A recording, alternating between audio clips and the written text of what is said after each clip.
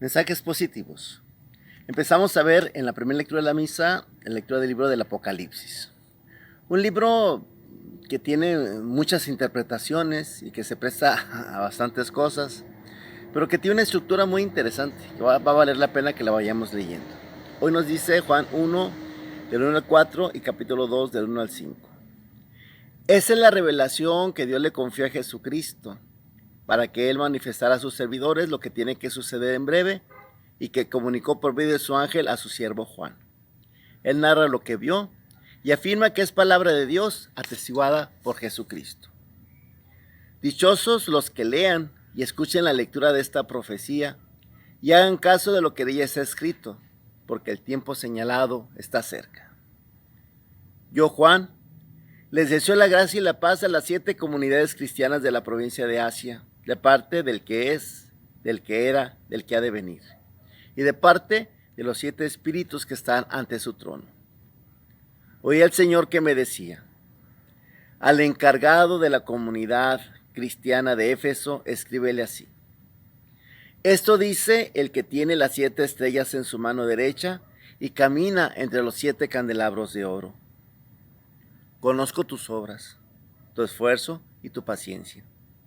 Sé que no puedes soportar a los malvados y que pusiste a prueba a los que se llamaban apóstoles sin serlo. Y descubriste que eran unos mentirosos. Eres tenaz. Has sufrido por mí y no te has rendido ante la fatiga. Pero tengo en contra tuya que ya no tienes el mismo amor que al principio. Recuerda de dónde has caído y vuelve a proceder como antes. El volver al primer amor. Este libro del Apocalipsis es un libro escrito más o menos hacia el final del siglo I, principio del siglo II. La palabra Apocalipsis en griego significa quitar el velo. Por eso se llama el libro de las revelaciones, algo que se revela, que se manifiesta. Es el último libro de la Biblia, es como el colofón de toda ella. Tradicionalmente se ha atribuido al apóstol San Juan, o a unos discípulos de ellos, porque él tuvo una escuela de varios discípulos que siguieron su línea, y varios de sus escritos ellos también metieron la mano. Podemos decir que este es un libro fascinante. Su autor no solo es un profeta, también es un gran escritor. Usa unos giros lingüísticos que exigen del idioma griego lo más que podía dar en esa época. El género literario de este libro pues es el género apocalíptico. Sabemos que este género es muy antiguo en la Biblia. Habla de hechos concretos interpretados a la luz de Dios, que es el Señor de la historia. Utiliza mucho simbolismo. Animales, personas, números, colores. No son lo que normalmente son, sino tienen un simbolismo muy, muy profundo. El Apocalipsis está unido a una clara intención profética. Ya como vimos hoy en la lectura que vimos ahora, bienaventurado el que lee y los que oyen las palabras de esta profecía y guardan las cosas que en ella está escrita, porque el tiempo está cerca. Es un libro profético también, con el género apocalíptico. También este libro tiene mucho de litúrgico. Parece ser que parte de su estructura está hecha para ser leída en un ambiente litúrgico. Tiene muchas referencias litúrgicas.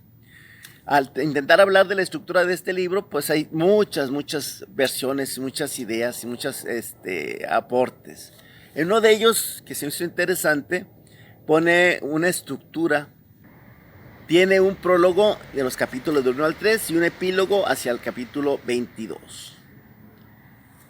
Podemos ver, está dividido claramente en 2 partes. La primera sería las 7 cartas que el Espíritu manda a las iglesias, y la segunda sería esa dinámica lucha entre el bien y el mal.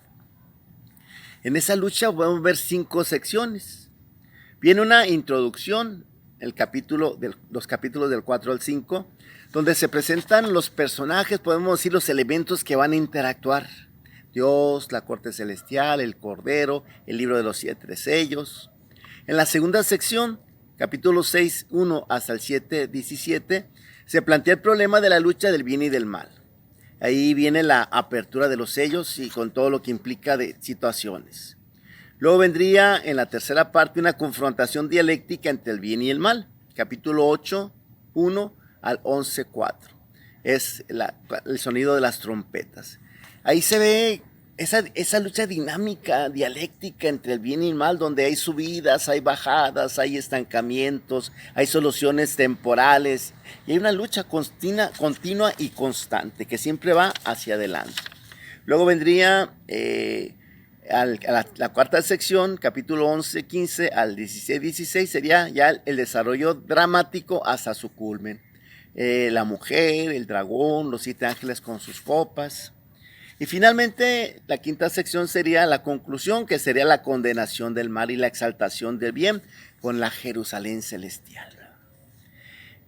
Este libro fue escrito en un griego helenista popular, era para que se diera a conocer principalmente. Tiene un estilo único y particular. Es un libro hecho para meditar la acción de Dios y aprender a captar su presencia en las circunstancias más adversas con plena confianza en el desenlace positivo.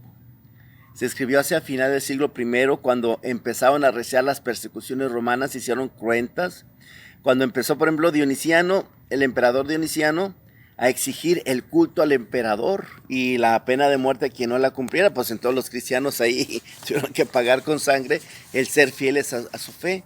Y este libro tiene mucho que ver con un alentar a la comunidad en esos momentos dramáticos y difíciles.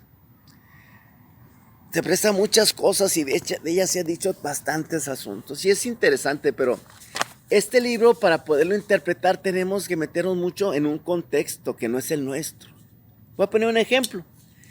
Los símbolos tienen que ser interpretados desde esa cultura, no desde nuestra cultura. Por ejemplo, cuando se habla de los jinetes del Apocalipsis y se menciona al jinete de la muerte, pues hay varios colores, los caballos tienen colores, todo es una gama de símbolos tremenda. Y para nosotros el color de la muerte, pues ¿qué sería? Negro, tal vez blanco. Para ellos el color de la muerte es el verde, cuando para nosotros el verde es vida. Sí, porque estamos en una cultura, en un contexto geográfico en el cual tenemos muchas cosas verdes a nuestro alrededor, pero nosotros el verde es vida y es algo muy común. Esto fue escrito en un ambiente desértico, que es completamente diferente.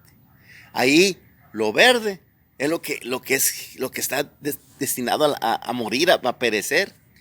Es frecuente en la Biblia esa imagen de que el hombre es como una plantita que nace y muere al atardecer. Nace en la mañana, muere al atardecer. Así, lo verde en el contexto del desierto es frágil y es lo que va a desaparecer muy pronto. Por eso el color de la muerte en ese contexto apocalíptico es el verde. Y así nos podríamos ir.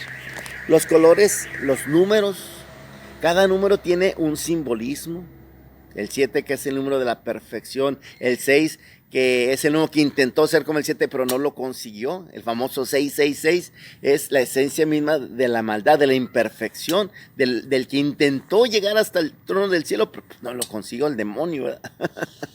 En fin, para poder interpretar bien ese texto tendríamos que meternos en un contexto muy amplio que a veces nos hace falta conocer. Vamos a ir conociendo cosas interesantes de este libro, vamos a ir viéndolo poco a poco. Eso sí, espero que ustedes no se asusten mucho con él, porque hay gente que siembra miedo con él.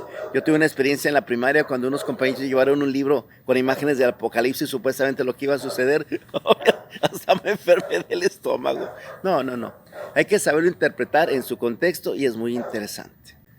A mí me gusta mucho lo que dicen las cartas a las iglesias. El día de hoy me cala lo que dice tengo en contra tuya que ya no tienes el mismo amor que al principio. Recuerda de dónde has caído, arrepiéntete y vuelve a proceder como antes.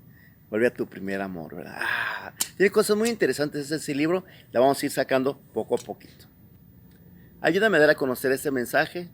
Ustedes saben que en este grupo vamos viendo día a día lo que la liturgia nos va sugiriendo para conocer mejor nuestra religión, conocer más de la palabra de Dios.